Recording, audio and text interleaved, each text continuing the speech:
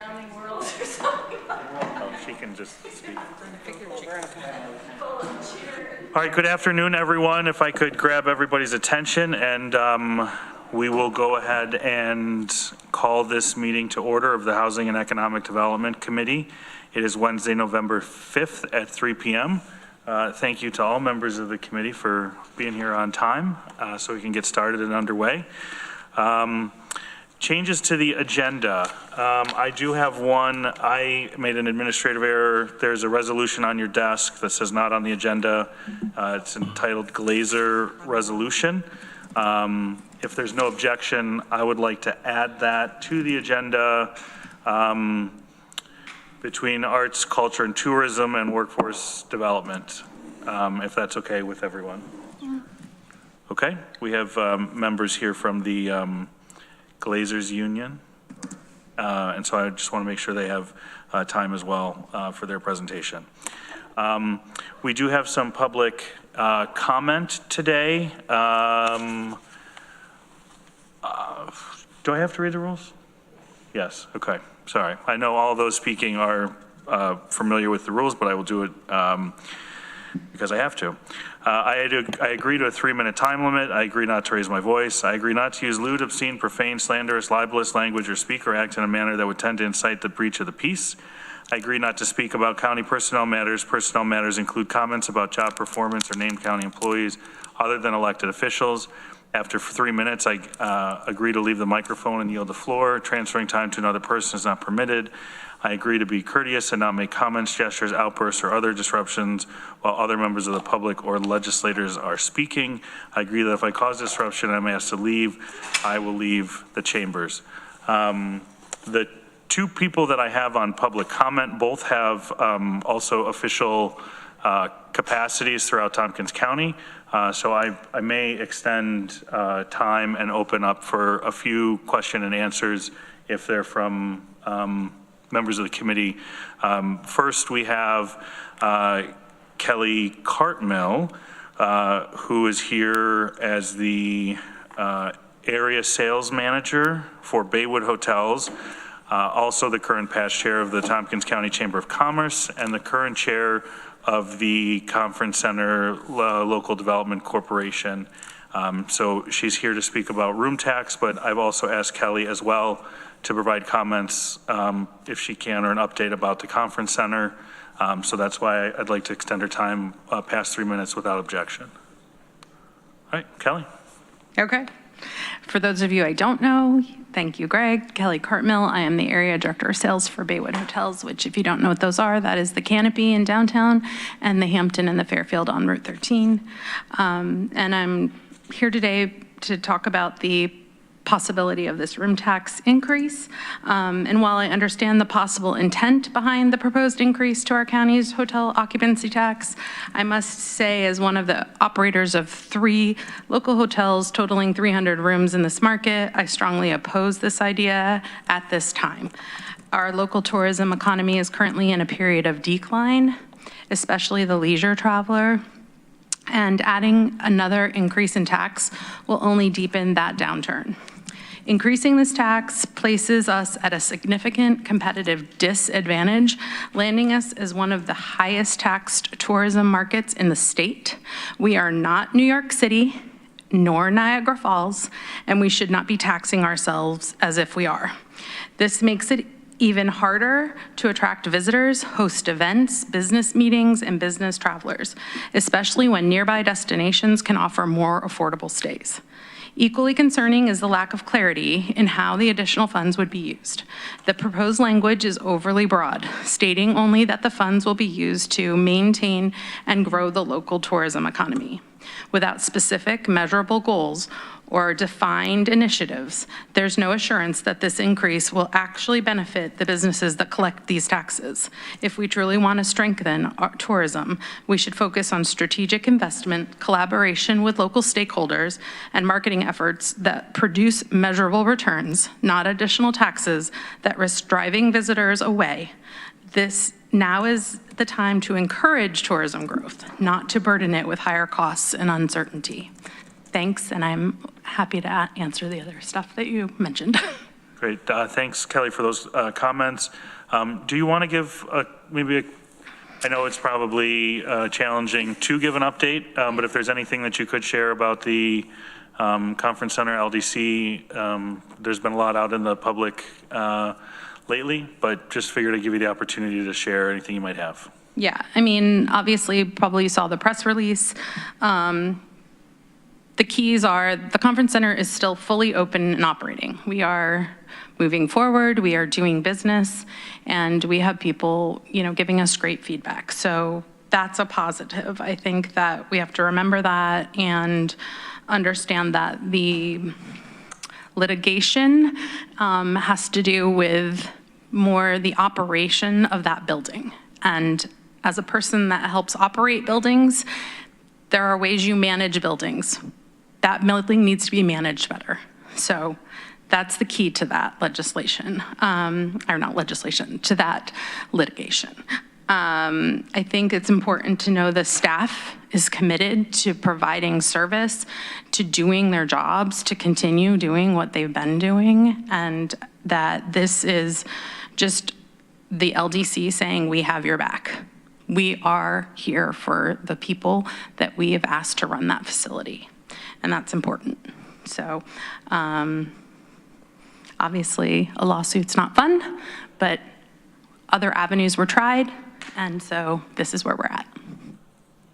Any questions for Kelly in her official capacity as a member of the committee? Ann and then Veronica.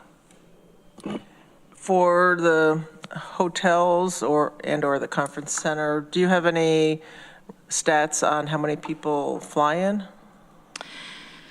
So the stats on fly-in, I know the chamber has stats on a lot of that, or the visitor bureau does.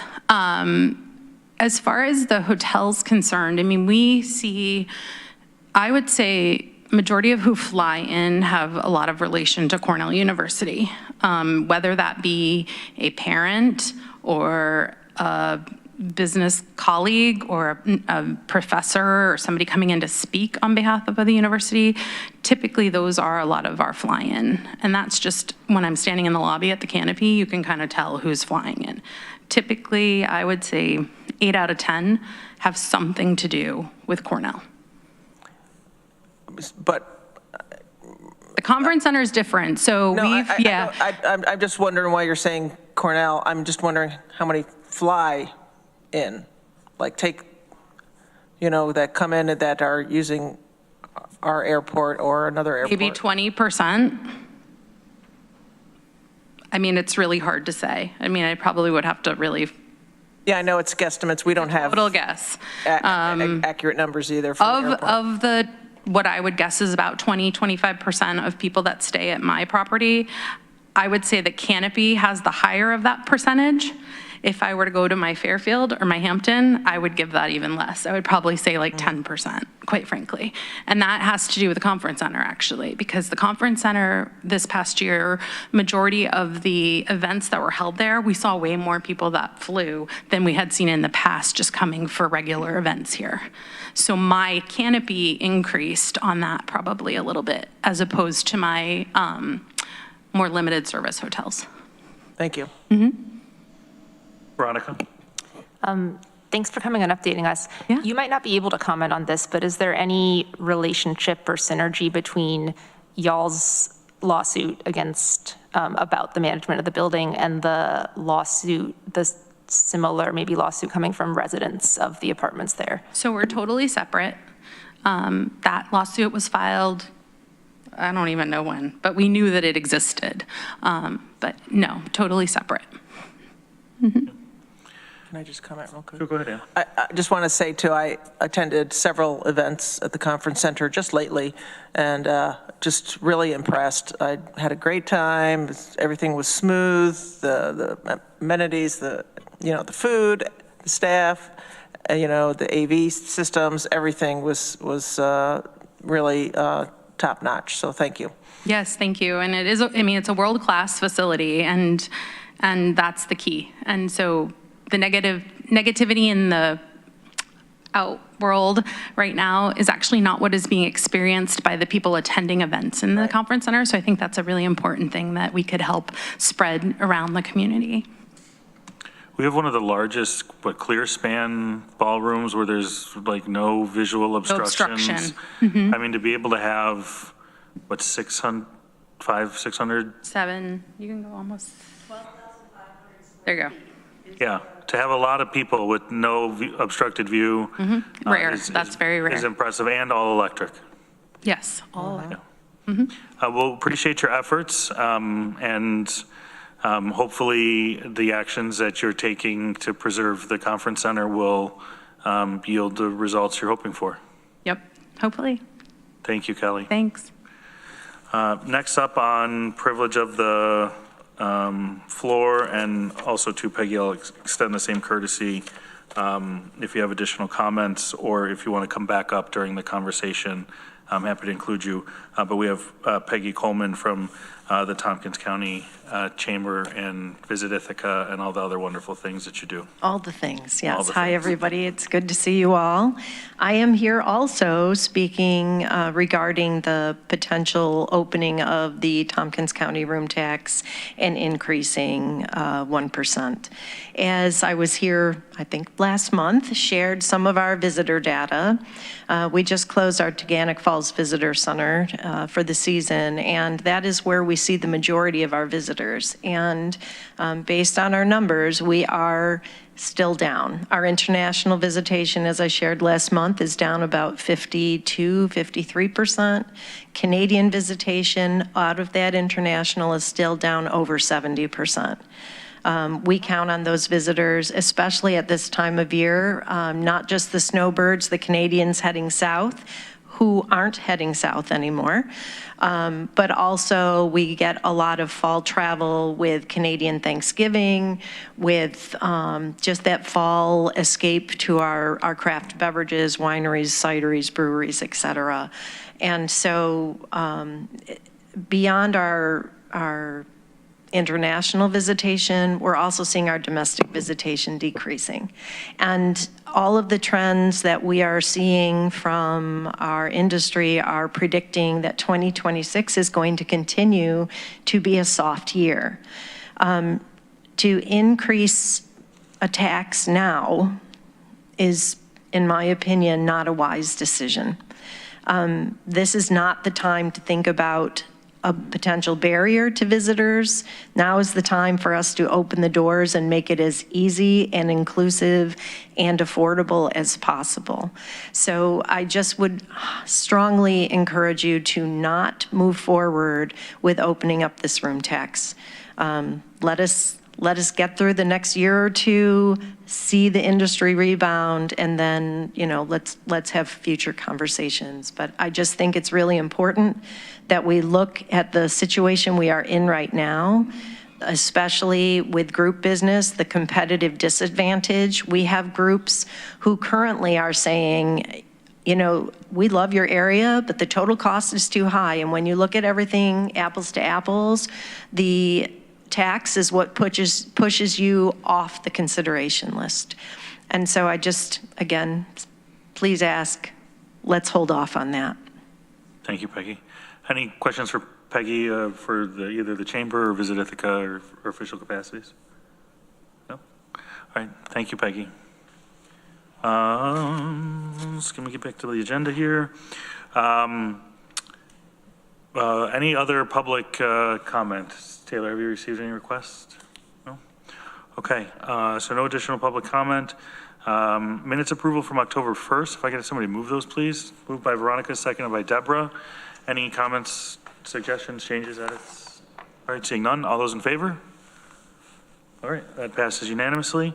In terms of a chair's report, nothing. Just wanted to thank all of the poll workers yesterday who were out there.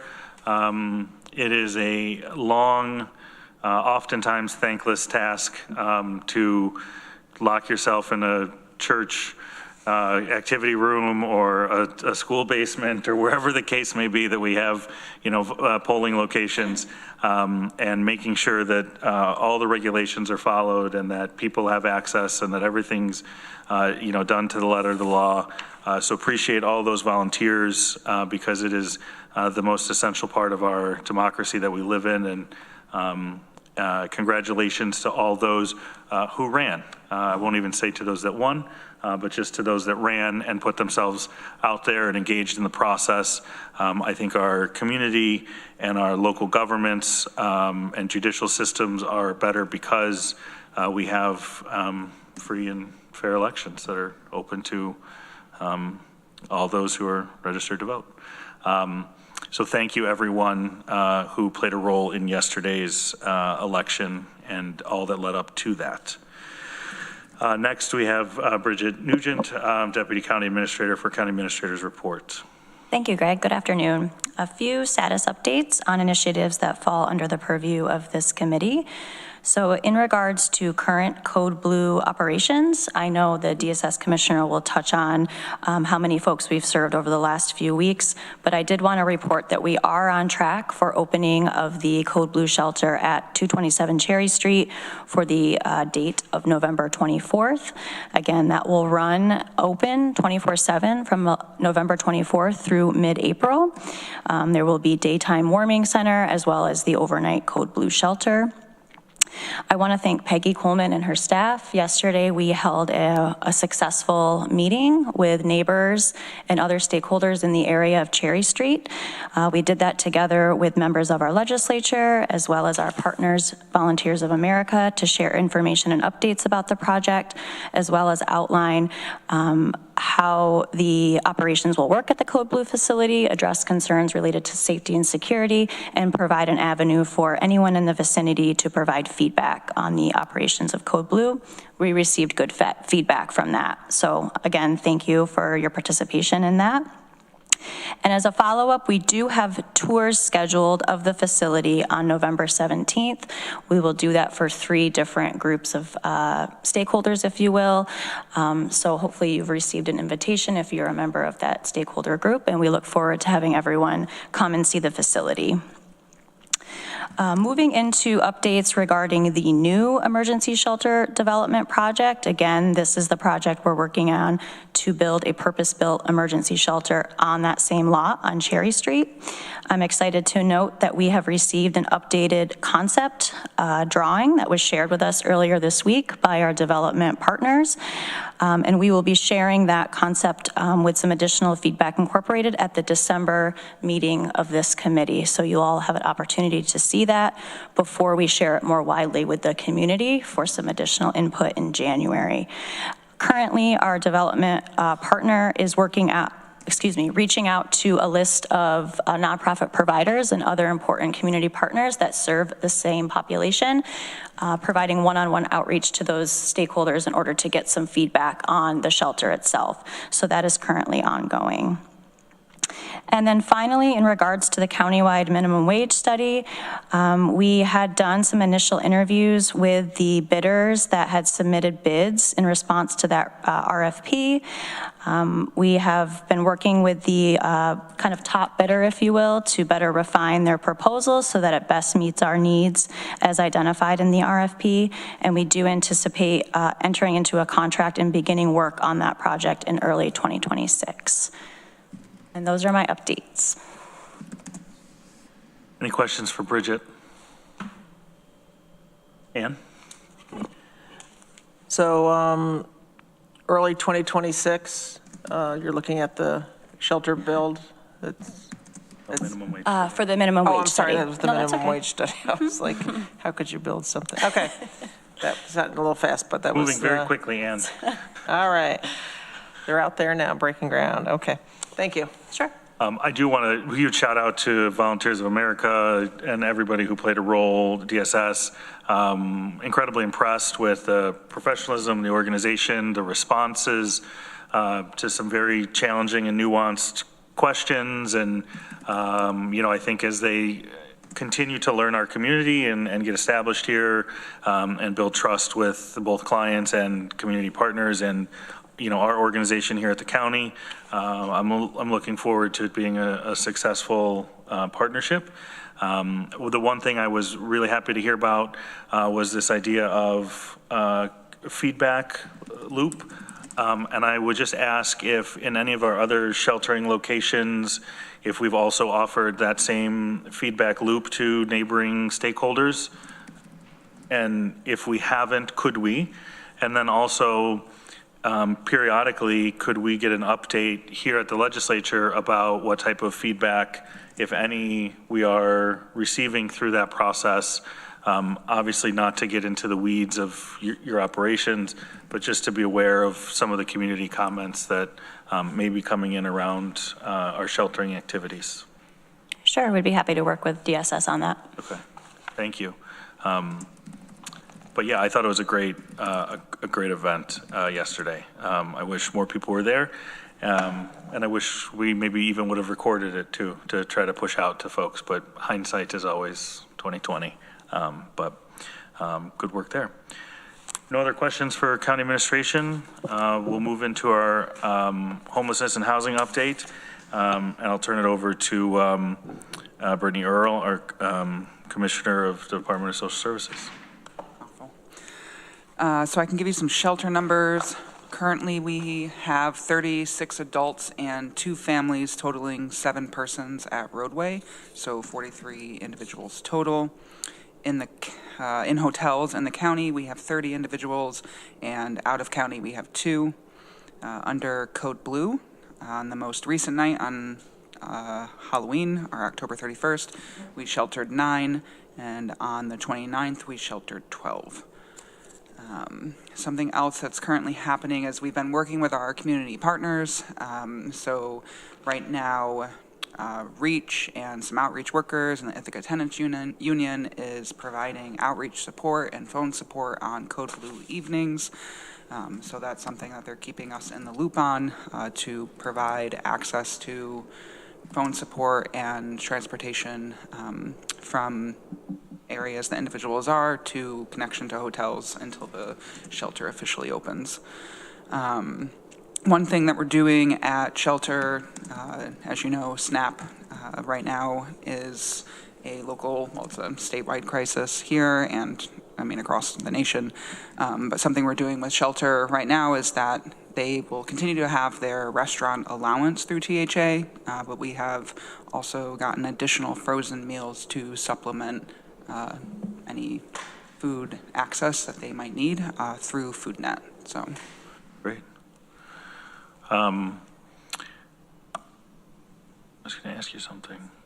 Could you touch on, yesterday they talked about some transportation that'll be happening with the new Code Blue shelter opening, and how we're going to try to eliminate some of those barriers to getting folks to where they need to be? yes, so VOA will have a van and a driver, and then they will have 2 location spots for pickup. I don't want to say they're 100% confirmed right now. One of them would be the library. Another one will be DSS. And those tend to be 2 locations that a lot of individuals who need access to shelter are at. So they will have regular pickup times at those 2 locations, potentially other locations that will be shared as we know more. So that will help serve to get people connected to shelter, to meet them where they tend to be, and to help provide that transportation piece that's missing. That's great. Questions for Brittany and the DSS team? Veronica. Thanks, Brittany. I have more questions about Code Blue access. And actually, building off on that part about the transportation, I think that's one of the challenges going on now. So could such a transportation system, whether it's run by VOA or somehow by the county, be set up even before the Cherry Street Code Blue site, I don't know how we're referring to it, is open? So we are working with, like I said, REACH and their partners. We are working with Frank Doldo, and we're getting access to TCAP bus passes. We do, when people need to be connected to shelter, we do advocate and set up for transportation to get them to the shelter. Occasionally that would be a staff, or it would be a taxi, or someone else will volunteer to drive them, or the bus. So there's lots of options. We do recognize that the transportation piece is a concern and a barrier right now, so we are actively working with our community partners to address that in the interim until the official shelter opens and the drivers and the vans are put in place. Is the bus service, does that seem adequate to places where people are being sheltered? Like if money were no object? I mean, if money were no object, money and staff. Yeah. Be a great place. Well, if bus passes were free, and I'm not saying if Yeah. TCAT had infinite money, because we'd be in a different, better world. Okay, sorry, I had more. So, no, I mean, it wouldn't solve the issue. The shelter is just outside city limits. The bus goes there. There is a bus stop out front of the shelter. However, it largely depends on how often the routes are running. So if money were no option and there was a route that went to shelter all the time, then perhaps, but I think that's not the reality. So we have to look at other resources and partner with our community partners and agencies to help fill this gap, because it is a gap and it continues to be an issue. I have more, if that's okay.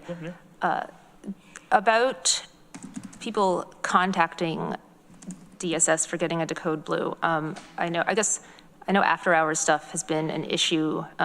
How, for the people that are sheltering, do you have any vague numbers on like how many people are accessing the Code Blue shelter in what ways? Like people coming to DSS during the day versus calling after hours? So I don't have exact numbers. We have some of the enhanced outreach support that's happening. Some of those individuals have been brought to DSS by advocates to get them connected to shelter. A lot of individuals will call after hours. We always advocate for people and advocates to help bring individuals to DSS during the day so that we can get them connected to shelter earlier. If that's helpful, or if you're looking for more. Yeah, that kind of. Yeah. For the after hours phone stuff, I think it's great that the Ithaca Tenants Union and or with Reach Support, I think is like helping people with phone access, but is that something that DSS or the county could be doing or supporting? So we have after hours on call. Yeah. So the enhanced outreach after hours is to connect them to dispatch and our on call, who are the ones that can connect the individuals to shelter. In terms of phone support, aside from doing something which I think would be impractical, like they have on Cornell's campus where you have blue lights and it connects directly to dispatch or emergency support. So something like that's very expensive. Infrastructure on Cornell's been there forever. And I think the logistics around determining how you could set up a phone that connects someone could just come and pick up like a payphone or something, if that's what we're imagining. I think the logistics around that could be difficult. So we continue to advocate for partnering. Again, I keep saying this, but I mean, we just have to keep partnering with our partners in the community who have offices that are open, who have access to phones. So the Ithaca's Tenants Union is connecting, right now they're having a space in the First Baptist Church on Code Blue evenings to be able to provide that phone support. And it's a specific location where people can go if they're in that area downtown. Of course, it's a very specific area, so it's not covering all of downtown or the county. But it is one support, and we'll continue to look at other ways, and I'm always open to feedback on any other options and resources. Yeah, if payphones were still a thing, it would be easier. Yeah. I am wondering if anytime, I don't know what like our/VOA's access to the building formerly known as Found is between now and Code Blue opening, but I wonder if there's potential for having, whether it's someone with a phone or I don't know what, but some pathway to accessing the on-call person Which, and from what I'm heard, like once people get to talking to the DSS Enhanced Outreach On-Call person, I've only heard good things. Wondering if we could set up a way that makes that easier if people physically go to the site that's gonna be the Code Blue site. Because eventually when it's open, correct me if I'm wrong, but people will be able to just show up in person, like even in the night, and ask if they can be sheltered there, right? Yeah, people can show up at shelter, or be at a pickup point location, or call and get transportation. I think the logistics of having somebody at the shelter site all the time would fall on VOA, so I can't answer that. They are shorts, like they have a small team, and they're right in the midst of training all their staff and getting them ready to open the main shelter.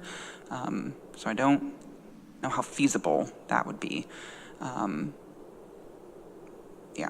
I'd love to be able to talk about that offline if that's helpful, or even with VOA people. I don't know to what extent they've staffed up. Yeah. The one last thing, and then I'll let go, about the calling is I have had multiple people tell me that there are folks who are put off by the fact that when you call to access the shelter, it goes to the cops first. So does it have to be that way? So I understand this, I really, really do, especially coming from running a crisis response team, an alternative crisis response team with the police, that I want to be clear that when people call the emergency line, they're not calling the police, they're calling dispatch. They're calling an emergency center who is able to connect them to emergency services. So I hesitate to say that we will provide a phone that is directly reachable to, or I would say it's a bad idea to have someone call a number that is directly connected to an on-call person for a matter such as Code Blue, because Code Blue can be a life or death situation. So they need to be able to be connected to dispatch so that dispatch can ensure that they're connected to an on-call worker.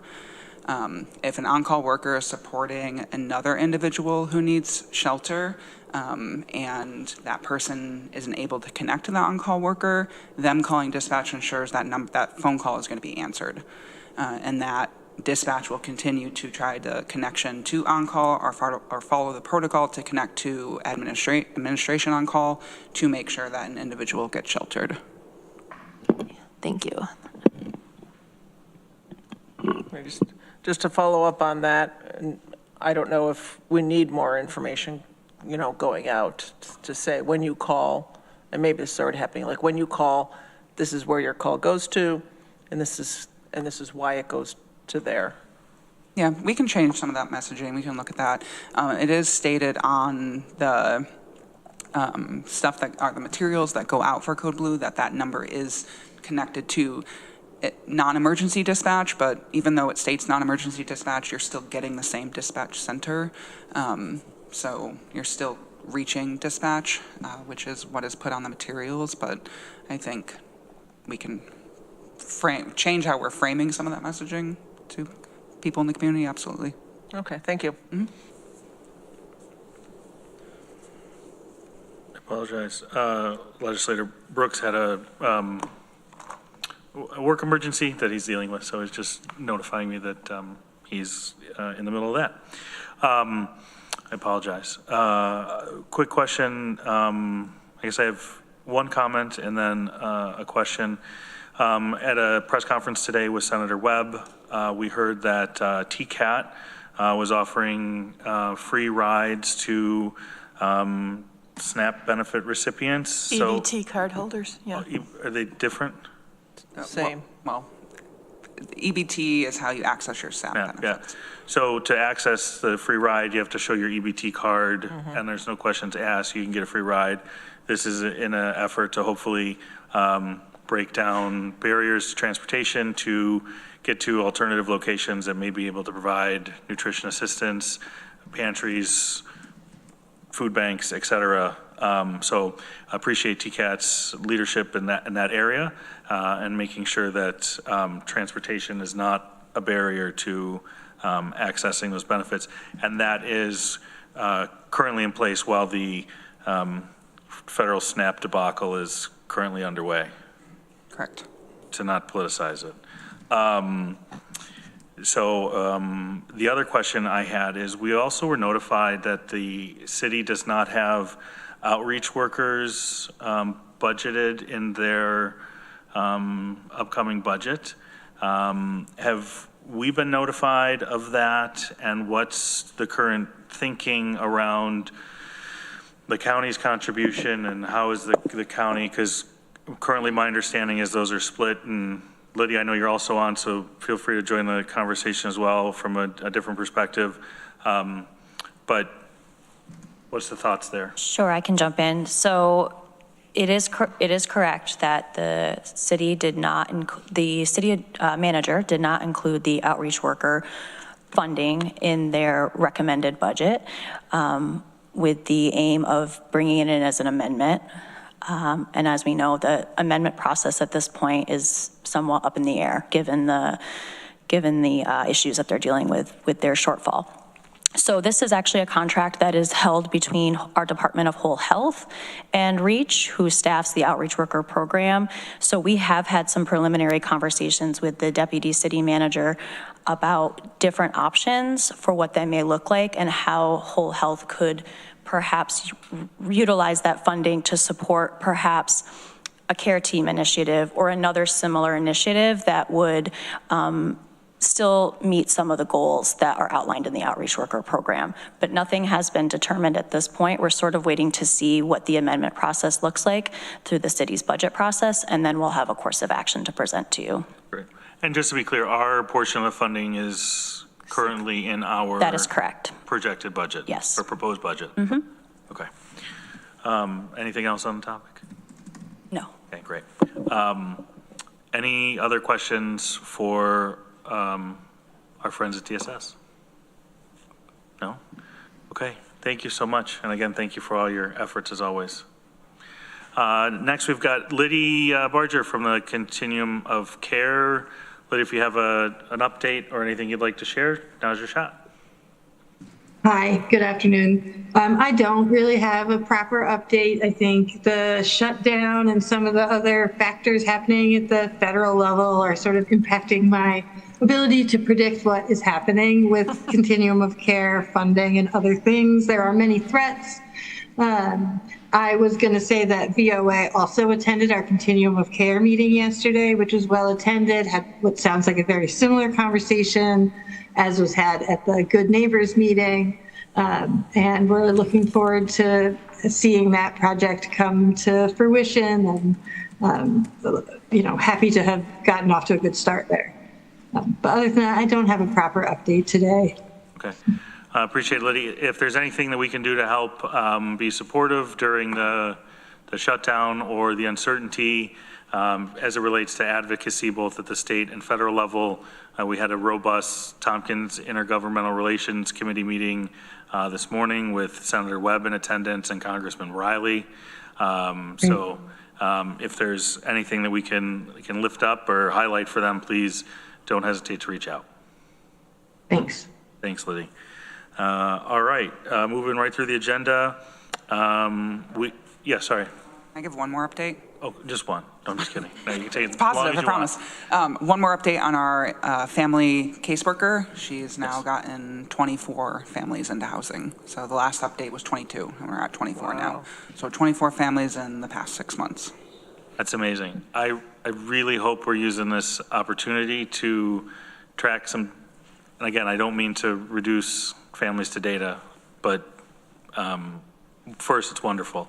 Second, if we can understand what the story is telling us, what the return on the investment in that position is yielding, and mostly as it relates to the human component of making sure people have permanently supportive housing, how successful they are with that placement, the longevity of those placements, tracking those type of things so that we can really understand if we were to do X, we could get Y.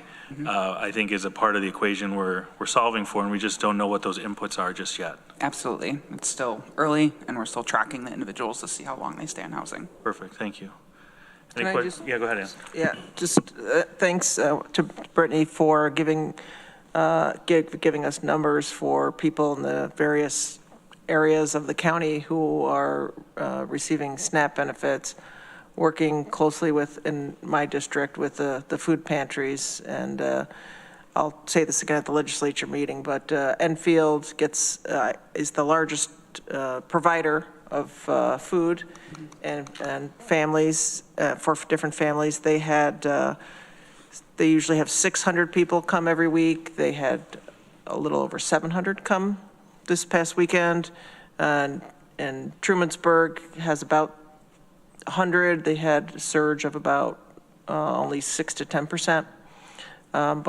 So Enfield had a surge of about 20% this week.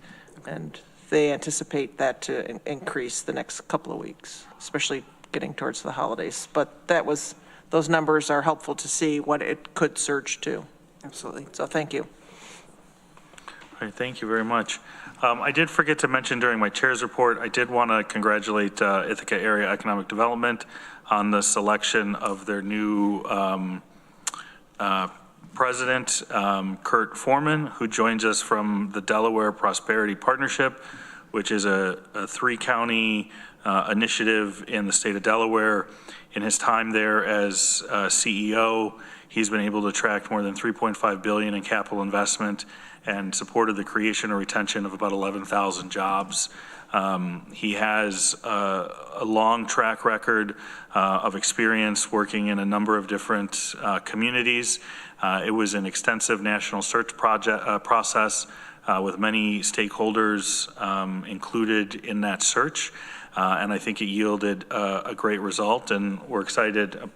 I'm personally excited for the next chapter of IAED under Kurt's leadership. There are now 2 Kurts at IAED, so that won't be confusing that won't be confusing at all. So welcome and congratulations to Kurt Foreman and to the IAED team for making that selection and bringing that search chapter to a close. Deborah. I just wanted to note that Delaware only has 3 counties. Yeah. Just. Well, there you have it, folks. So he ran it for Delaware. I must have missed that day in geography in 5th grade. All right, next up, we have our Arts, Culture, and Tourism. Nick Helmold, our Tourism Director, come on up. I think we have to move this to the floor. And if you move something, can you vote no on it? No. No, so I can't. So I'm not going to be moving this. If somebody wants to move this, they're welcome to. All right, Mike? Do you want to say what you're moving? Say what you want to say. No. We're on the support of the New York State legislation to modify the Hotel Tompkins County tax hotel increase. occupancy room tax. Oh, no, I don't want to move that. Okay, I'd like to move it. if okay. You just said it.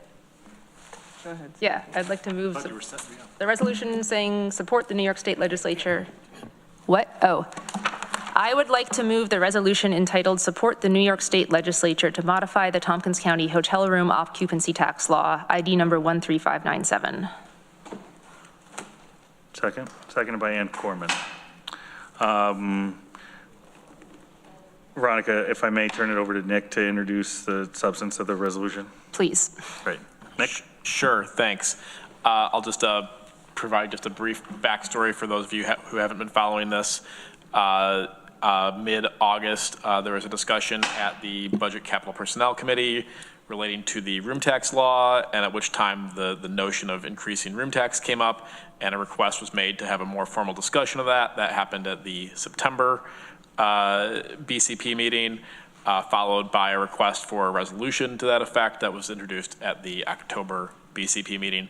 And seeing as room tax and tourism falls really generally under the domain of this committee, it's also coming here. So BCP voted on this earlier. The general idea is to increase, I should say, to back up, this would require the state of New York to amend our existing room tax enabling law, which currently caps the rate at 5%. So the resolution before you is encouraging our state delegation to do just that. One of the notes in a previous memo to BCP was that we should examine the tax rates of competitive and comparable destinations. So there's a memo to that with more information about that in your packet. It's pretty statistical, so I'm not going to go through it point by point, but happy to answer questions about it if you have those. In addition, in the packet, there is the section of New York State law, subsection 1202-F, that deals with hotel or motel taxes in Tompkins County. And this is really where that rate is set at 5%. So that's effectively what the resolution would be asking the state to change. So I'll say some of the discussion around this has centered around the potential use of the funds to support the airport, but I would say that's not necessarily something that has been decided, and certainly in the resolution is not set out as the explicit use. So.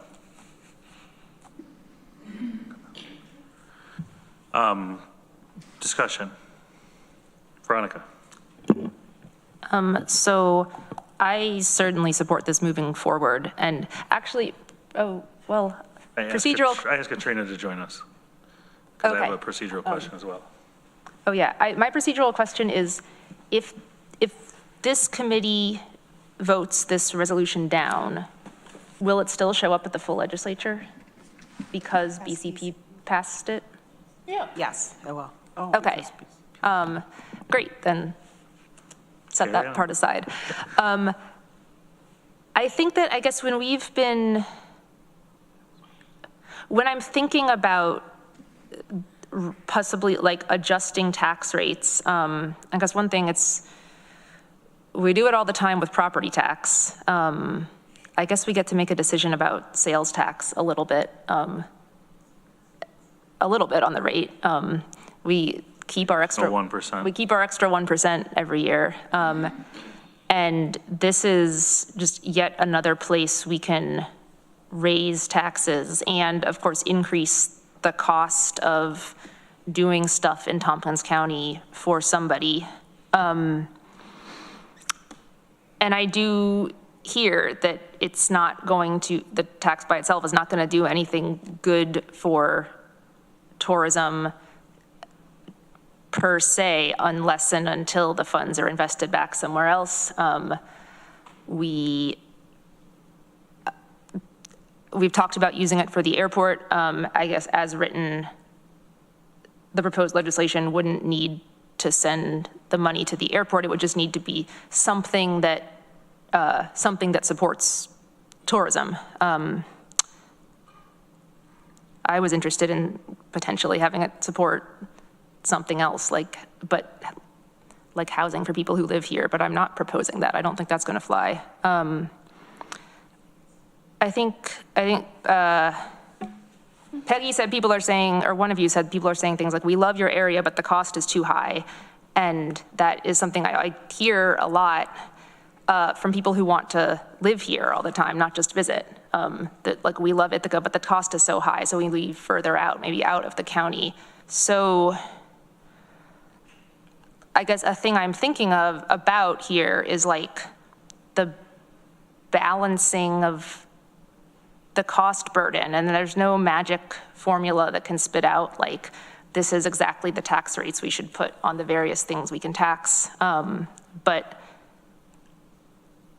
I think given the like long-standing cost of living issues in this area, I don't think it's a bad thing to pull a little more money from visitors in order to avoid pulling that much more money from long-term residents, like up to and including people who can't afford to do things like spend a night in a hotel or fly on a plane. I realize there are plenty of visitors who are struggling with costs as well. I also, not directly related to this, but in terms of declines in international tourism, I couldn't tell you why that is, but I suspect quite a lot of it has to do with recent developments that are far beyond the scope of what we can influence much here.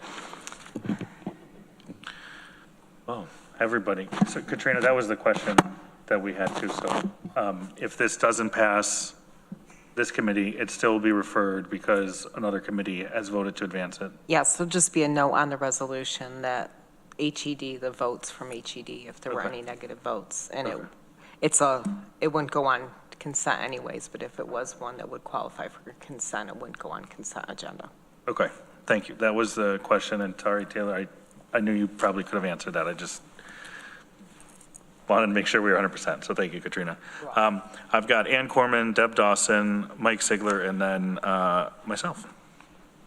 Thank you. So appreciate, Nick, the comparison to different cities. And so, for instance, I don't see on here, maybe I missed it, but like, so for outside the city, so right now it's 18% with sales tax, which is 8%, room tax for the county, 5%, in the city of Ithaca has another 5% room tax. So I'm seeing we're getting close to Niagara Falls, which has a, Has I Niagara love Falls. Taganic Falls, but it's Niagara. not Niagara Falls. It's taller. It is taller, but it's not as spectacular. But anyway, so I'm struggling with that being on the high end. But I just want to note that outside the city, we do have some hotels and Airbnbs. And so those, instead of 18%, they are 13% right now. And I don't know what the comparison is like outside of cities. But I am struggling because of, just looking at that comparison. The only reason I would want to put this, even consider this, for me, would be about help the airport. And I kind of look at it, well, we need to help people be able to afford to fly in here. So if that was about like getting some more affordable flights, but then, the hotels cost more. So it's a little bit, to me, a chicken and an egg, but it doesn't have to be a chicken and an egg. It's not our only option, although we are struggling to come up with options to help fund the airport. I would maybe vote for this just to put it forward, because I know it's going to be a long process before we would actually, it would be the next legislature would consider, passing something like this.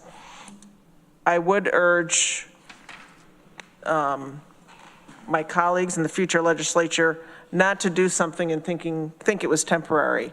Because I remember years back, with the sales tax getting raised, there was some talk, that was going to be temporary. Well, it doesn't go down. It's really hard for those things to ever go down.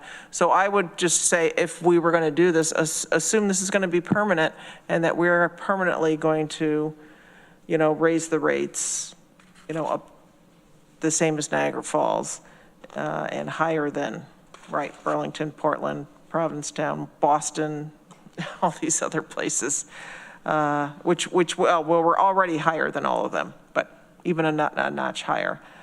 Thanks. Deborah, Mike, and then I'll take a turn. Thank you.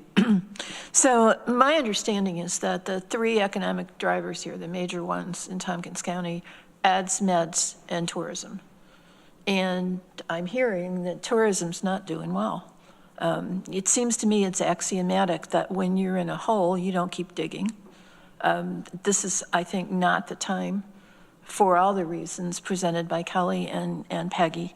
This is not the time to increase the cost of spending time in a hotel in Tompkins County. I voted against this in BCP, and I will vote against it again here, and I will vote against it when we consider it as a legislature. Thank you. Mike Sigler. But if you put it on a train, would you? No, I will not eat green eggs and ham. I'm so excited for 3 more years of you two. We're going to go on a little trip together. I can imagine. Nick, I think I know the answer to this. I should know the answer to this. The 5% that we collect now, does that largely go to STPV? Well, STPB prepares a budget that allocates that 5% minus the county administrative portion, and that's presented as a part of the annual budget that y'all. My phrasing is off, But yeah, the STPB guides and provides oversight of how that's doing and feedback when things need to be changed. Okay.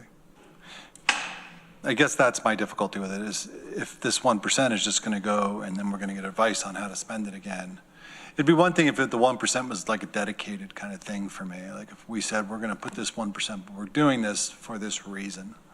I could maybe understand it, but I don't have that reason. Otherwise, it's just going to go, there's no real kind of purpose behind it other than we would like more money. And I'm not seeing how I really want to support that. So thanks. Thanks, Mike. Nick, how much would this 1% equal? There are some assumptions in that the answer here, but rough numbers, $800,000 is sort of a number that I've been using based on current rates and occupancy. So a couple of things, my thoughts. One, I think that this was a backdoor effort to put it in another committee before it went to the program committee that was responsible for this program and conversation. I don't believe the STPB has officially weighed in or voted or proposed anything. No, we briefly discussed it at the October meeting, however, not in any detail, and there was certainly no action taken regarding it. So I think, as we've heard in many discussions recently, we need to give our advisory boards an opportunity. And I personally don't think we should pick and choose when we give our advisory boards an opportunity to weigh in. We should always give them the opportunity. We don't have to take their advice, but we should always give them an opportunity to let them weigh in. They're there to advise, we're here to decide. And so I think that was a step in the process that was missed, that this went to BCP. Obviously, if your responsibility is to budget capital personnel, anytime we can collect more revenue makes a budget process easier. I think if you look at our tourism numbers, to Deborah's point and to Peggy's point during public comment, our visitation numbers are down. This would be even a small kick to one of our largest economic development drivers and one of our, top 5 employee sectors. So when there's conversation around balancing costs and pulling money from visitors, et cetera, if this does have an impact on lowering visitation, this then also has an impact on people who are working in some of our, what I'll call more vulnerable jobs, housekeepers, restaurant waiters, bartenders, dishwashers, maintenance techs, et cetera. If there's less business, there's less opportunity for hours, there's less payroll, there's greater strain, plus you have the high cost of living already here. If we want to work on making Tompkins County more affordable, that should come during our budget votes and keeping the levers that we can as low as possible. So I think that this idea of sort of a cost shift from visitors to visitors off of taxpayers is one that's not, it's going to have a bigger impact, I think, on staff in these positions. And having started my career in these positions and worked most of my professional career in this industry, when there's less tables, there's less servers, there's less dishwashers, there's less cooks, there's less room attendants, there's less tips. There's less tips, there's less everything, right? As restaurants are raising prices, right? The idea of a patron to give 20% or 15%, et cetera, all those decisions are being made. And I think we need to be really aware that even a slight change. I have been a proponent of this in the past. And I would be potentially a proponent of this if there was a very well thought, crafted plan with very clear direction and discussion on how this was going to make a bigger impact. One, to grow a segment, and then also 2, to relieve some cost out of somewhere else. This is a half-baked resolution, in my opinion.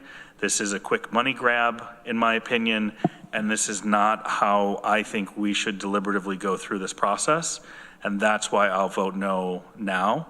Not saying that I wouldn't be in favor of this in the future, but right now, for me, this is a hard line no, and I will do whatever I can to make sure that this does not see the light of day in Albany. Deborah. Further to that, I think it's worth noting that all these different pots of money aren't interchangeable. I mean, our hotel tax generally has been channeled into promoting tourism in various ways. So it's not going to make up for a property tax or sales tax. And my concern is that not only is it going to impact tourism and impact the hotel industry, but also reduced tourism means lower sales tax. Lower sales tax means we need that money from someplace else, and the someplace else is frequently the tax levy, which we don't want to raise. So, And sales tax is already down. yeah, I know that, but it could get worse. Yeah, even with prices being up. Right, right. So, yeah. Any other comments or, oh, good, I struck a chord. Veronica and then Ann. One question, I'm struggling to find it. In our current proposed budget, how much money is allocated from the tax levy to just direct airport support? $853,000. Okay, thank you.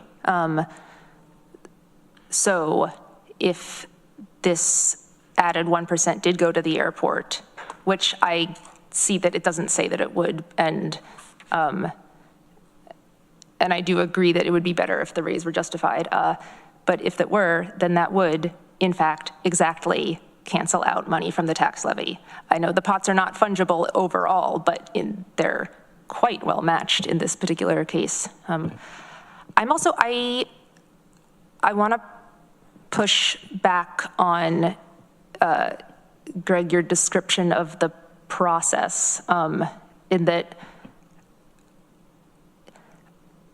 in case it was implied that it wasn't appropriate for this resolution to go to the Budget, Capital, and Personnel Committee, I don't understand that because it is a budget committee and this is very much a budget thing. It should also come here, of course, but I think this was a perfectly reasonable path, and I don't see, I think that you said that, I don't know because I don't remember the words, but an idea was floated that people whose allegiance was to the budget committee would always support something that brings in more money to the budget, but that is clearly not true, as at least one example of a person sitting across from me embodies. And I'm happy to hear input from advisory boards on anything. Like, if the STPB has stuff to say, let's hear it. I guess, Nick, Greg, that's for you to figure out. If we want to propose, like, specifically earmarking the 1% for the airport and the Air Services Board has stuff to say, let's hear that. If there's other stakeholders, if we want to bring in any unions of hotel workers, let's hear that. This is an interesting idea. So, but I don't think, if there was any like backhanded effort trying to backdoor something, I don't think it was done very well because I don't see any backdooring happening. This is a perfectly reasonable process.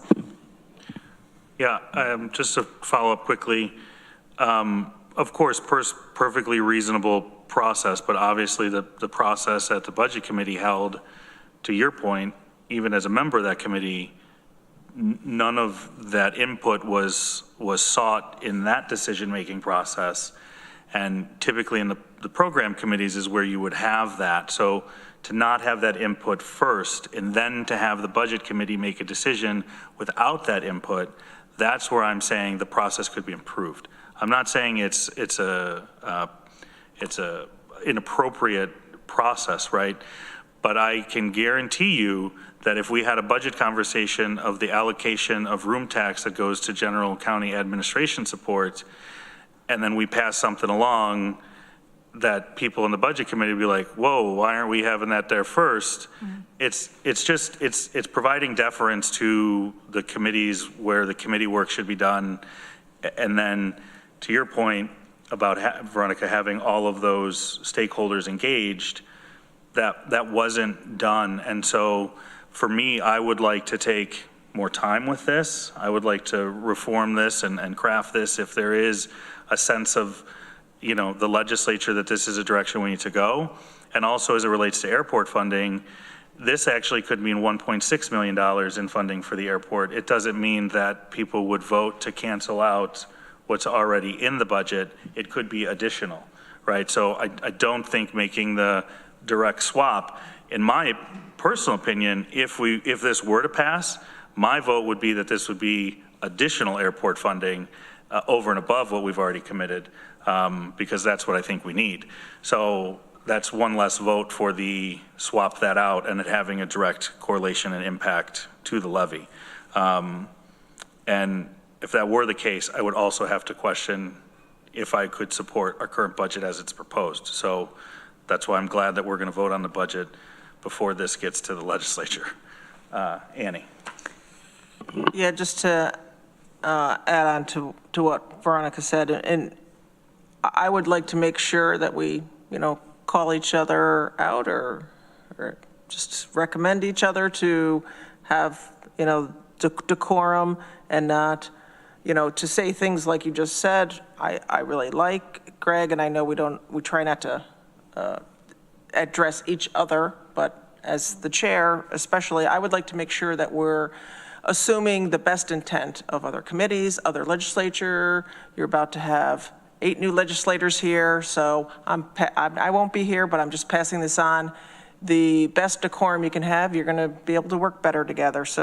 And that's part of our decorum. I don't know if it's part of our ethics, but to assume ill intent of another group or other legislators is something that we call each other on. So I'd really, if we're saying yes, we would prefer that it had been through this process, and we want to either pause it or not do it because of that. I think that is perfectly valid, and I do agree that we always, and I will just say, sometimes we make mistakes. I've been called out on not having the right people at the table before and not reaching out enough, and so I will not be voting for this today. I don't know if I'd be voting for it even after we had, folks come in that would advise us on this type of thing. But that is something that is really important.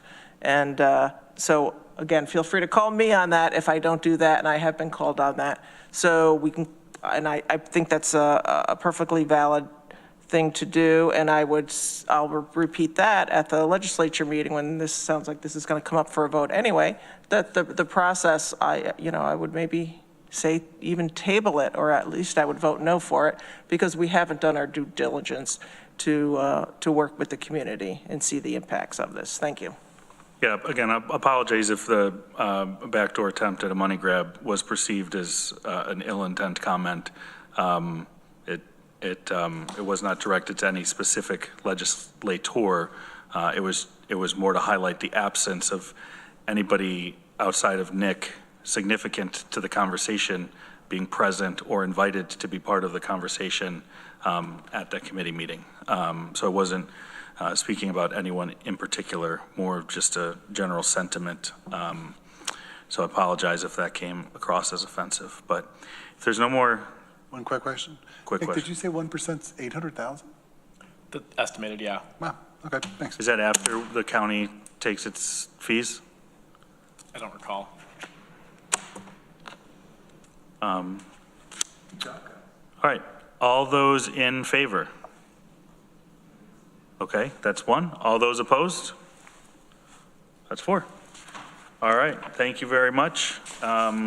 Moving on, tourism program update. Nick, do you have a quick? Yeah, in your packet page 18, there is a brief memo describing third quarter room tax, which came in above our budget for 2025 by about $67,000. Yeah, generally collections are looking good for the year. We're on pace to hit our annual budget. A little description of what STPB has been talking about over the last few months relating to community beautification program, the culinary arts program at TC3, and of course the airport.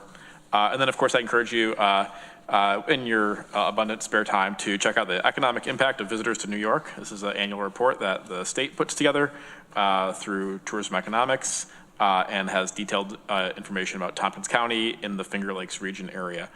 So just some highlights in there. Of course, the events are now all listed online, so please check that out when you get a chance. And of course, our table of funding year to date has been updated. So happy to answer questions about the third quarter report. Any comments for Nick? Nick, how are we doing on delinquencies, collections, et cetera, as it relates to tourism tax collection? My understanding, and I don't have the detailed report in front of me, is that generally trending in pretty good direction with that. We had a little uptick in the second quarter, but that seems to have resolved for the most part. Great. Awesome. And then, so next we have an arts culture organizations mentoring presentation. Do you want to kick that off? Yes, thank you. Yes, a little bit of background.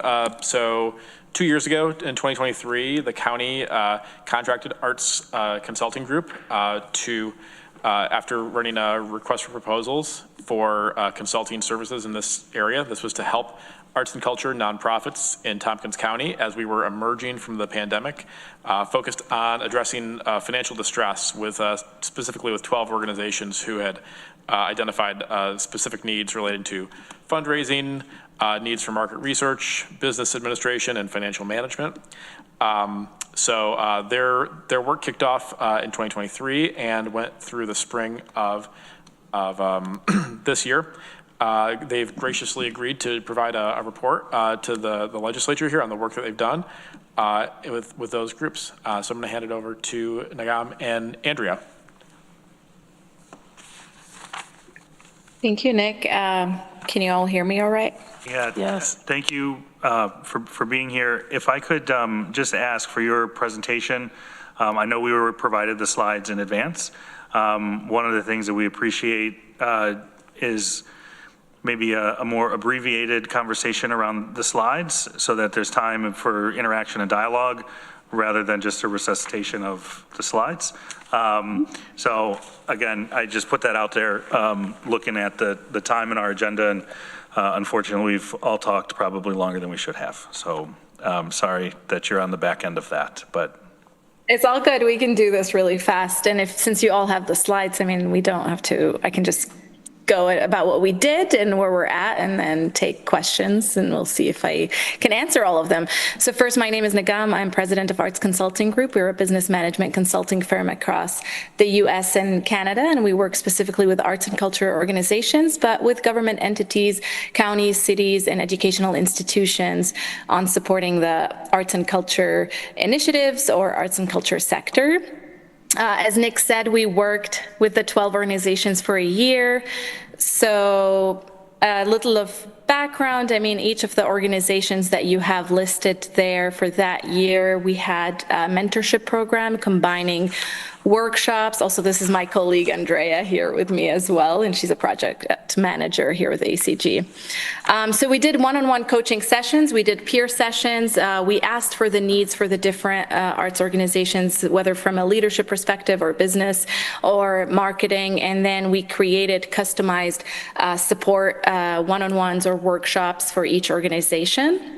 We also created a collective research initiative to understand the market and the audience, the local audience, and the awareness of the arts and culture scene in Tompkins County. We had over 320 community members that contributed through the survey that helped define shared priorities. And then by the end of the year, all the organizations that were participating came together in a workshop to really understand the overlap of the needs and also where they can have shared opportunities to move forward more as a collective representing the arts and culture sector in a way rather than individual organizations. And that workshop really marked the first time all 12 organizations kind of co-created collective roadmap. I'm not going to go through the details, as you said, because you have the slides, but just based on the success of that, like the workshop and identifying collective opportunities, we extended a little bit the program and invited more organizations. We actually had a countywide invitation for all arts and culture organizations with Nick and his department's support. And then we had 21 organizations join and 13 other didn't want to attend the meetings because of time, but wanted to be part of the updates and being part of it in that way. So for the rest of the time, we did bi-weekly collaboration meetings, created working groups focused specifically on marketing, resource sharing, and advocacy. And then we started thinking together about partnerships with existing organizations like Visit or resources in the county, whether like Visit Ithaca or the tourism program, Ithaca College, and whether there's opportunities there to elevate the arts and culture sector and what they're doing to have increased engagement locally, but also for visitors and to be able to contribute to making Tompkins or Ithaca specifically a destination in a way. So some of the findings, just going over that really quickly, was about the visibility that the arts in Tompkins County are abundant, but not always visible as a unified sector. And with that, we talked a little bit, we discussed shared marketing efforts in a way. Another finding based on all this work was that collaboration beyond just sharing ideas and how to have asset sharing, and really the audience development as another goal, whether being able to attract audiences from different ages, different economic class, different races, just to be able to develop that in a way. And then the last thing that was recognized as part of this work and all the conversations and shared brainstorming session is that sustainability also requires collective advocacy, and how can the arts and culture organization come together in that way and advocate.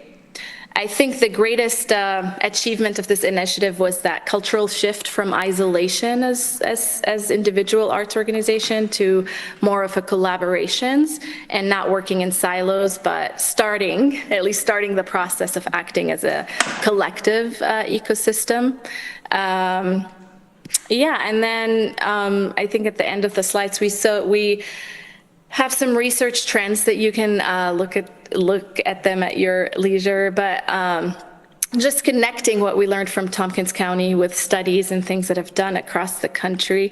And it's that the shift from isolated recovery to shared purpose is exactly what drives long-term sustainability, and arts and culture organizations are a big key player in the health of the county, but also the attraction of visitors to it, and growing together benefits the entire community in a way. And that about audience, I think findings across the country are about meeting people where they are, and that audiences today respond more to blend and joined efforts, so building a shared presence that connects local audiences and visitors alike rather than siloing those two. And then finally, just the economic impact of arts and culture, because arts attendance really drives local spending, and audience members spend on average $38 per person per event. That's based on the AFTA Americans for the Arts study.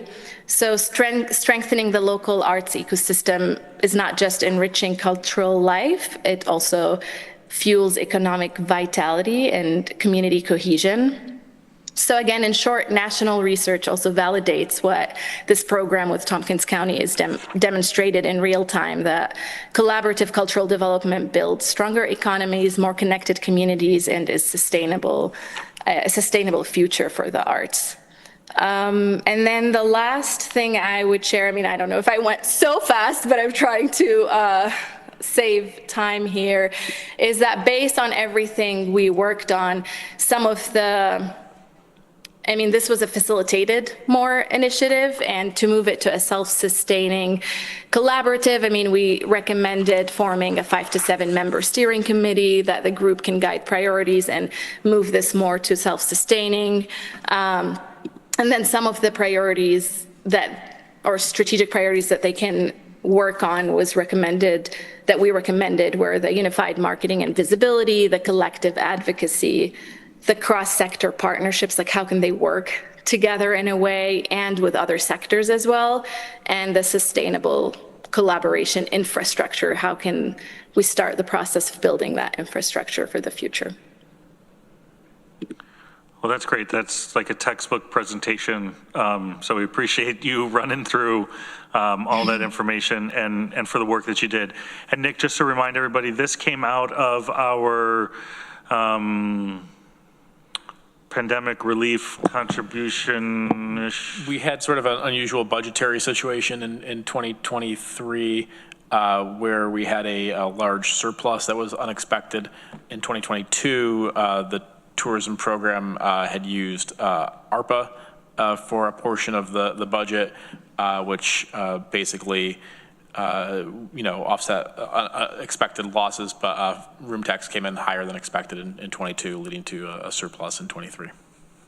Got it.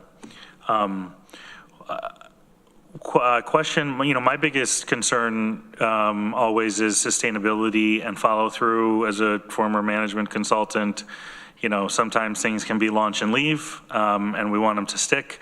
And I don't know, Nagam or Andrea, if this is for you or for Nick, but what do you see the structure as to continue, this work? I've often, thought that we're sort of siloed in this space, and the idea of bringing people together. Where will that live, and what does that kind of look like moving forward? Nick, feel free to jump in at any point, but I think on our end, where we ended it with the specific recommendations and how to move it forward and how can we support with moving it forward, that was the last where we're at. And what I've known is that the groups are still meeting or talking, but that's the point, that it's not just a project that was done, and like how to use the learnings to move it and evolve it in the future. Yeah, I concur with that.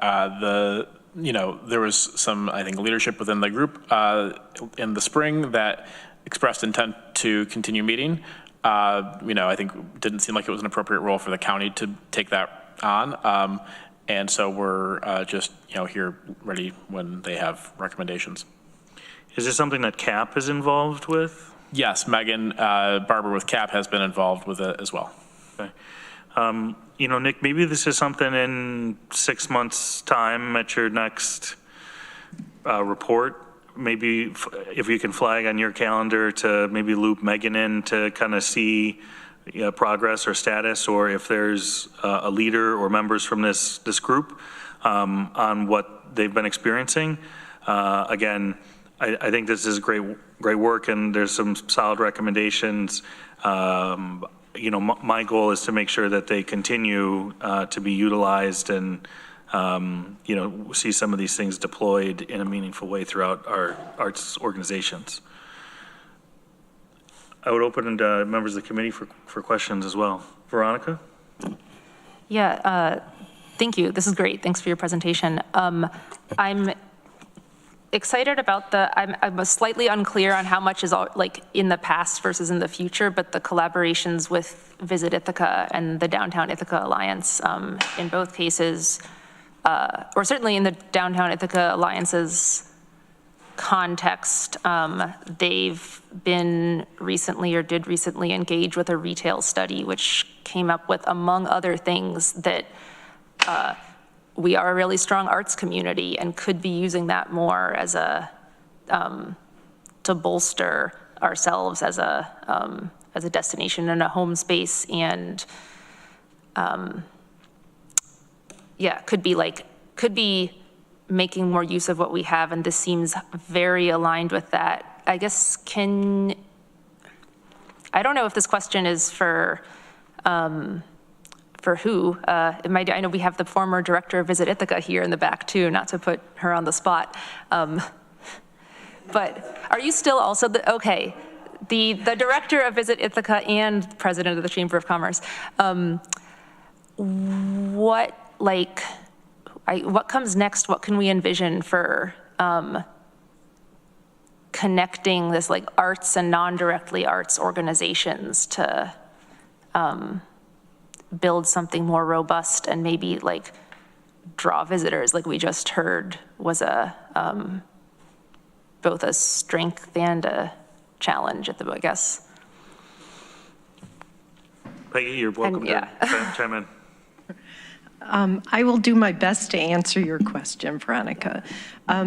Right now, we do lean into our arts experience here, especially our live music is something that is completely unique. You will be hard-pressed to find cover bands in Tompkins County, right? So there's a lot of really great, talented folks who are here. Our visual artists are really talented. So we do lean into that, and instead of just having it as a single track, it's looped into the whole messaging. An example that we're launching right now in Washington, D.C., it kind of loops this whole meeting together, to help support people using the Dulles flight, the direct nonstop Dulles flight. We are investing a multi-pronged campaign that talks about meetings here, nature, arts and culture, and this will sound weird to all of us, but affordability, because we're talking to folks in Washington, D.C. area. So our prices here are a heck of a deal. And so we do try to lean into that and also use the arts experience to be value added when we're talking to event planners.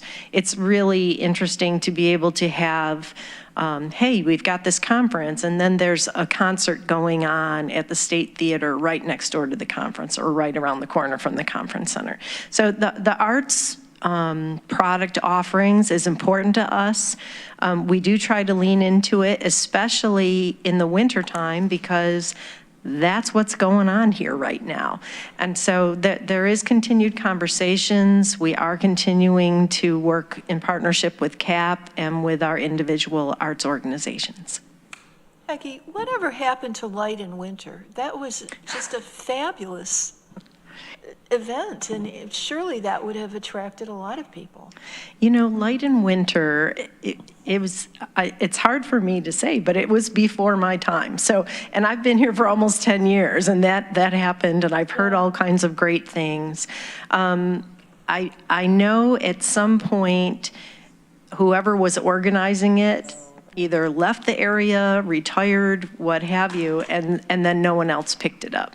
I do think there are other opportunities for us to take advantage of. I think some of the things, you know, I know we've had conversations with CAP, and Nick has been involved as well, as, you know, is there kind of outside art exhibits in nature that would be weatherproof that we would be able to have installed, so then it would create adding nature, art into nature, and capitalizing on one of our biggest draws. So we're looking for things, but Light in Winter has not resurfaced again.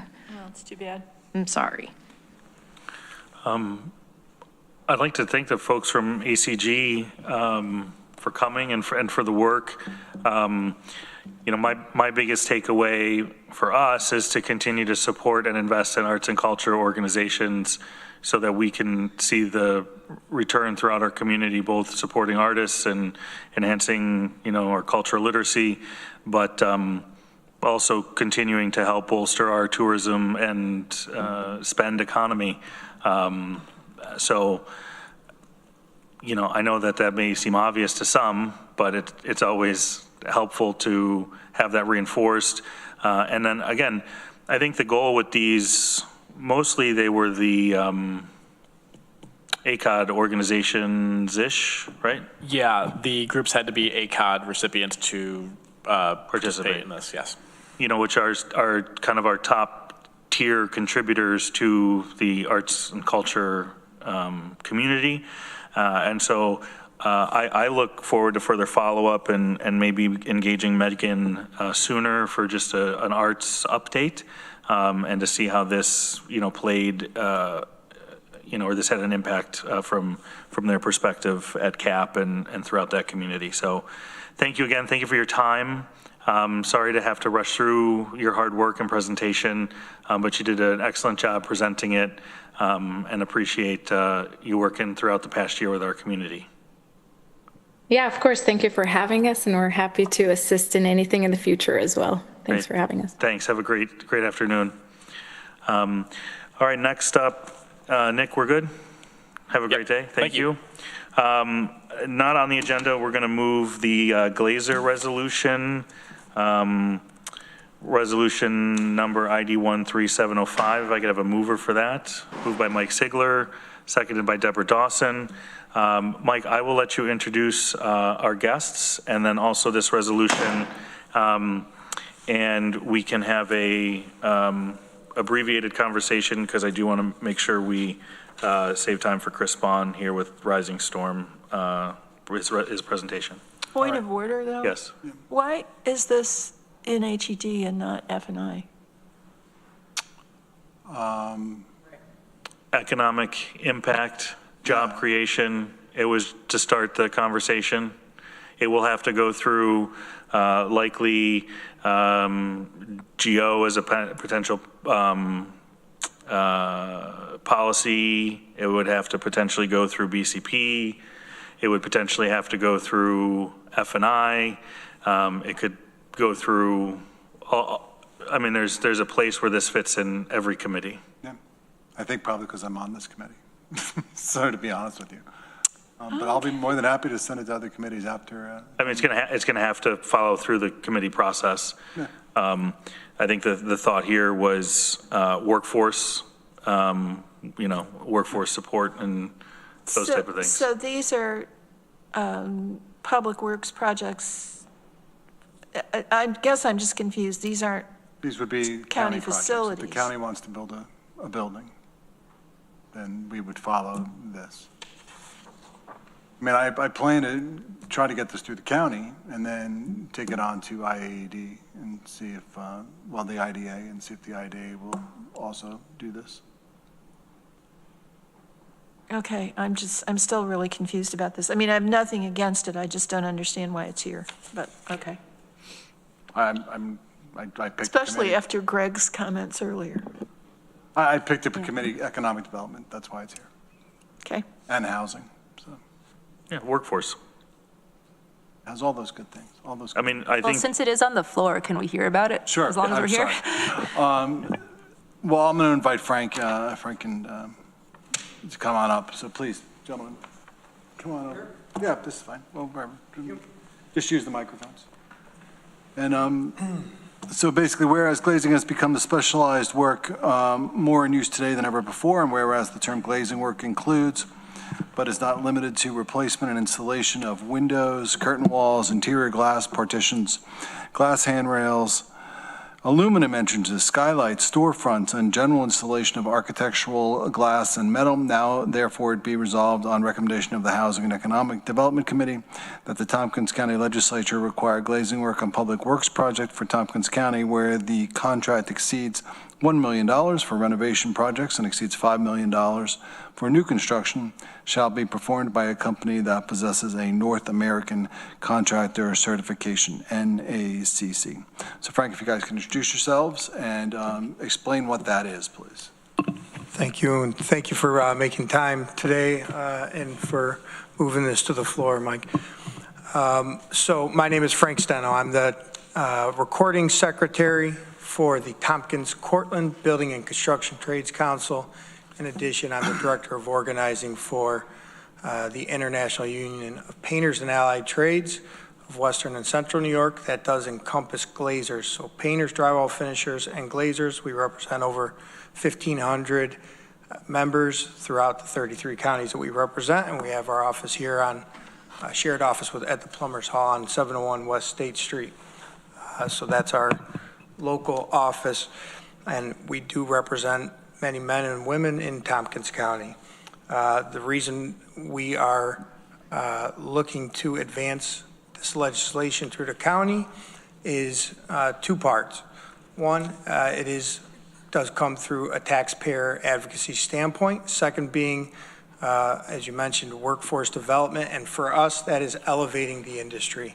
We're talking about plumbers, electricians, many skilled crafts that need to have certifications in order to make sure that there's quality assurance on these projects being complete for the best value. Okay, that ties directly into what we are seeking to do. This is a third-party certification through AMS, that is Administrative Management Services. Joe does have some brochures we can leave or pass out now. I don't know if it's appropriate to pass out now with to expedite time.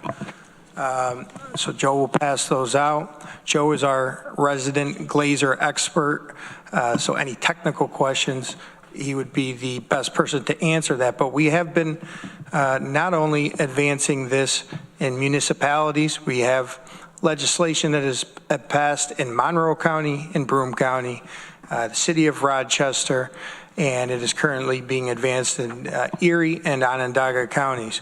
And they see the value in this. They see the value in having an accredited installer in these glazing projects. If you take a look around the city, this county, most projects that are being done are no longer brick and mortar. You're seeing mostly glass glazing systems, as well as energy efficient architectural metal and glass panels.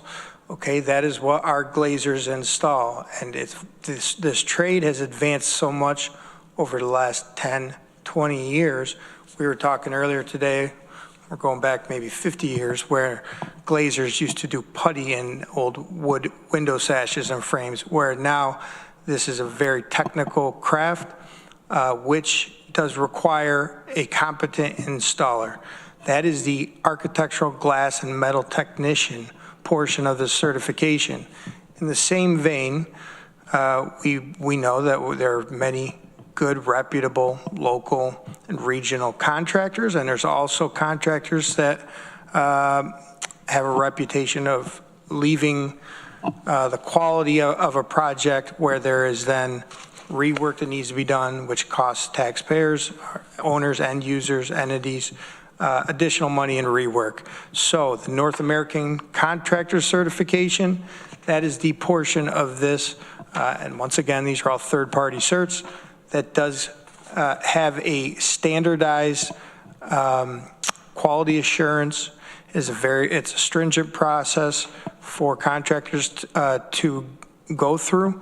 It does require record keeping, safety programs, as well as stringent quality assurance measures, which ultimately benefit the end user for having a reputation, having this certification, and providing value.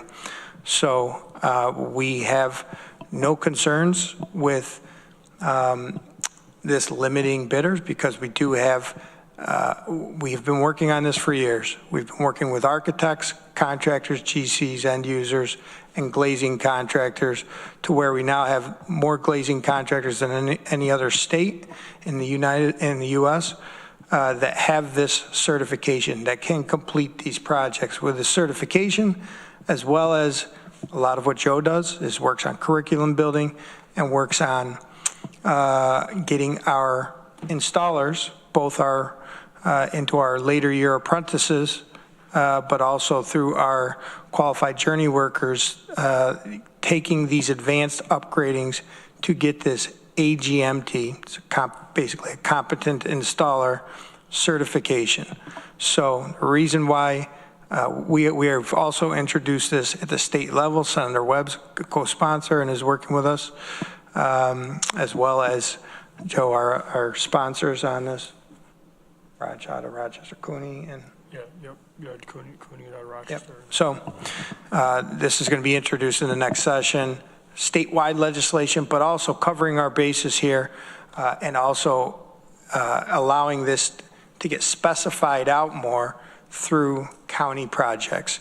Now, I know that in this proposed resolution, in this bill, that there's monetary thresholds.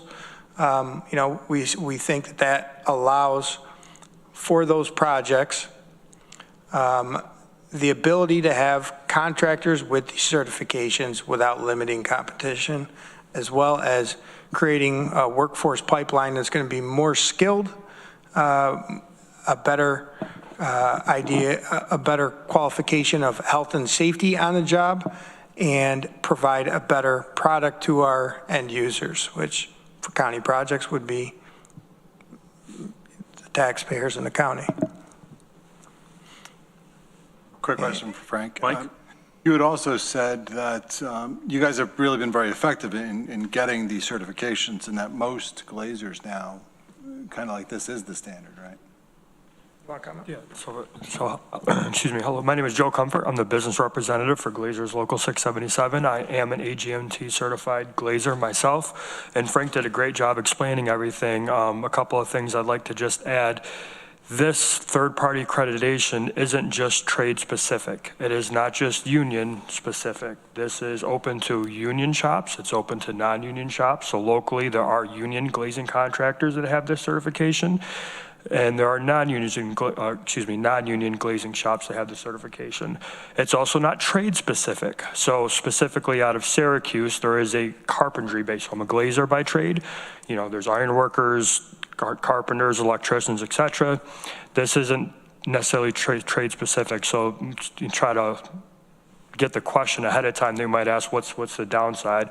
There really is no downside, because anybody that does this work, that installs glass and metal, can apply for this NACC portion for the contractor portion, or if they are installing, like myself, they can take the test if they have the knowledge. It is a stringent test. There's 2 parts.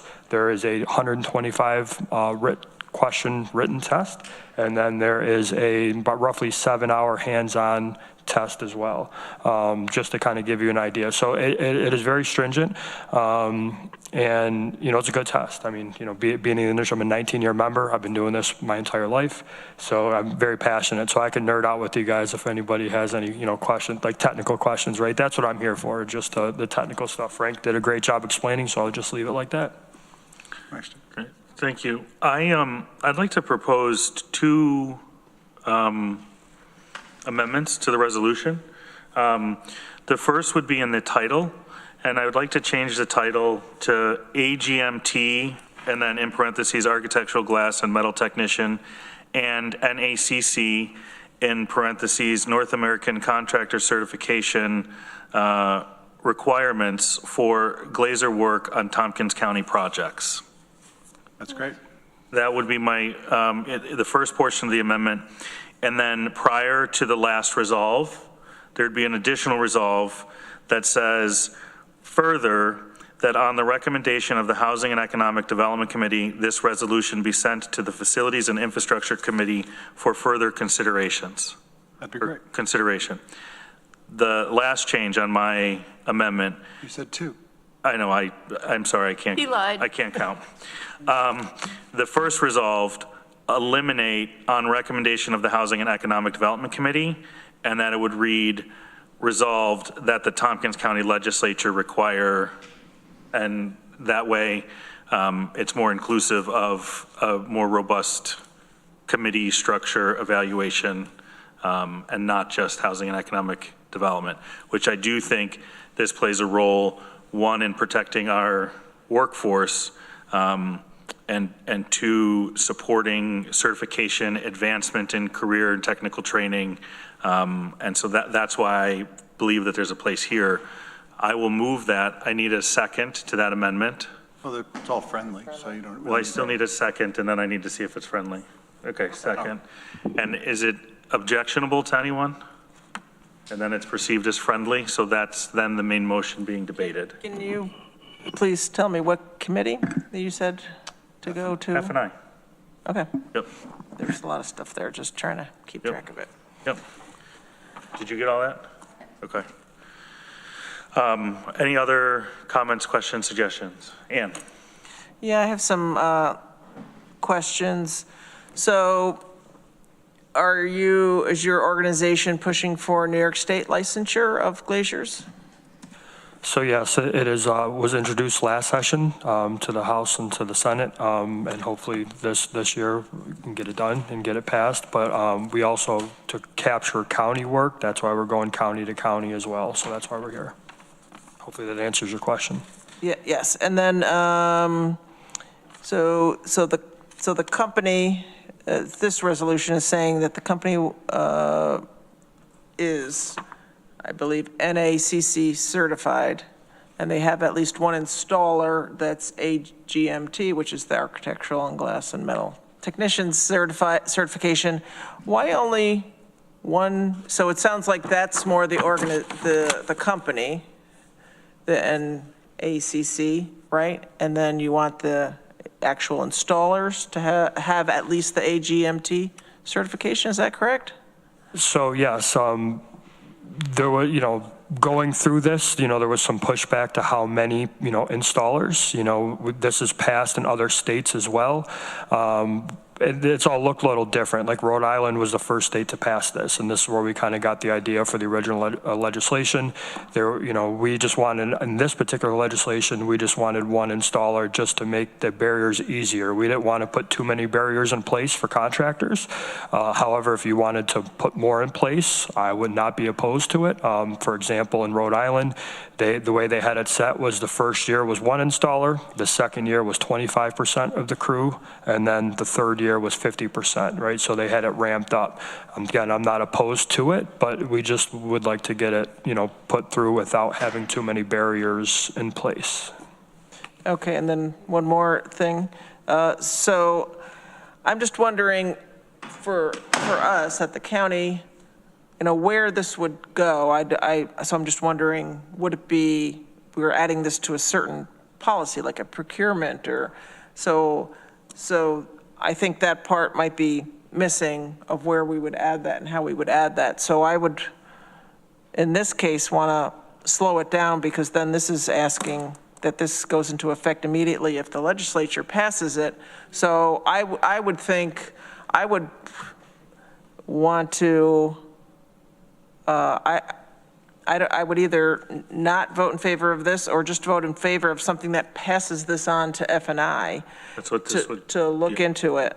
So did you take out the further requirement goes into effect immediately, the last resolved? No, but if I may, Ann, suggest maybe an additional amendment, that we remove the last resolve, and that we say this resolution would direct county administration to update the appropriate policy to reflect the the above. Or just incorporate it I into would our procurement to incorporate policies. this into the appropriate policy. Right, I mean, I would just like to see F&I take it on. I mean, that's. Yeah, that's what that would do. I would want them to just look at the policies and all of that and see what the procedure is. So I would rather us just to say, hey, F&I, look at this and see how, because then they're gonna, if we pass this at the legislature, I mean, is this right? Is this gonna then go to the legislature? No. No, he's sending it to F&I. It would So send to this would F&I. only go to F&I? This would only go to F&I. Okay. With our stamp of approval, though. Yeah, so Taylor, can you read back what I mumbled? Thank you. So the last resolve statement would say the resolution directs county administration to incorporate the above into the appropriate policy. That's good. Is there a second for that? Seconded by Mike. Is that unfavorable to anyone? All right, that would be then assumed as friendly. So this would then, and to clarify. Yeah, can you read that part again about where it would go to F&I? Further, that on the recommendation of the Housing and Economic Development Committee, this resolution be sent to the Facilities and Infrastructure Committee for further consideration. And then the second piece of that, at county administration. And so my understanding would be, we're here supporting our trades unions, workforce development, advanced accreditation in our workforce and community. We're saying to F&I that these are important skills that we think should be taking place. Please consider the building trades implications. We would have a larger conversation with the REL and county administration at F&I, which we're both members of, and then decide if it's a policy that we would want to put into place. Okay, and one more question for these folks. I've been in blue collar trades before, so I have a lot of questions. So is there any other certification that glaziers in New York State can get? No, this would be it. This is the only one in the country.